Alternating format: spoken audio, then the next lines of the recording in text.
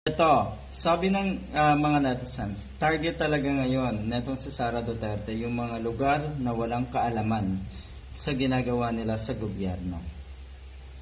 Tapos, publicity. Picture dito, picture doon. Tignan mo naman ang pagharap niya sa nakaburol. Kung maririnig lang natin sinasabi ng nakaburol, malamang sukang-suka na yan sa nakasilip sa kabaong niya. O, ayan. Totoo yan. Dahil makikita natin ngayon sa Sara Duterte, bisita dito, bisita doon, publicity dito, publicity doon, picture dito, picture doon. Nako. Nasa sitwasyon kasi etong mga Duterte, lalo na si Tambalustay, na kailangan nilang i-control yung mas matindi pang damage na mangyayari sa kanila. Ang hirap. Ang lala.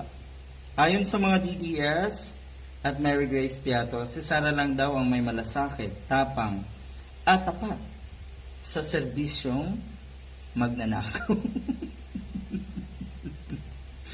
Okay, sorry pero totoo, igalang natin siyempre ang namayapa dito. Kaya lang kasi ginagamit talaga na publicity ng mga katulad nga netong si Sara Duterte.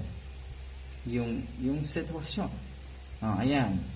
NPA daw kasi ang nakabaril, nakipaglaban or encounter with the New People's Army. At syempre, isang sundalo.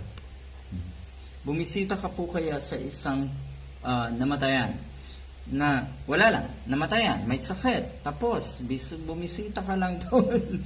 At tignan natin kung pwede kang magdrama, pwede rin kayong gumawa ng publicity sa sitwasyon yun. Parang hindi, kasi walang kwento. Ito kasi may konting kwento dahil nakipaglaban or encounter with the New People's Army ang sitwasyon, kaya nasawi ang isa sa mga kasundaluhan natin. Marami pang mga netizens syempre hindi hindi comfortable sa mga ganitong klaseng ginagawa natin sa Sara Duterte. Kasi ang mas tumatatak sa mga kababayan natin ay yung pagwawala niya. Hindi yung ganitong pabebe.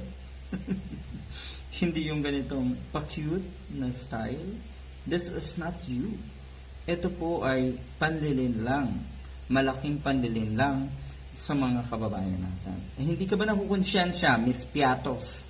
Yung dapat sana napunta sa kanila, na Intel Fund mo, ibinulsa mo, tapos pag may burol na sundalo, pupuntahan mo lang ngayon kasi election na.